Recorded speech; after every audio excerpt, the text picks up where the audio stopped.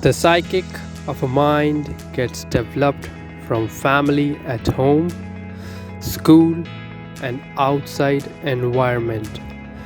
We have so vast and diverse experiences, all different for every other person. If that's how a person is made, then now imagine how much complex structure we have made inside us, with tons of thoughts revolving inside us all day long, and between them we keep ourselves adjusting, knowing, and finding ourselves in different situations with our course of action in this life. And still, we don't know ourselves, our emotions popping up with our unstable mood swings.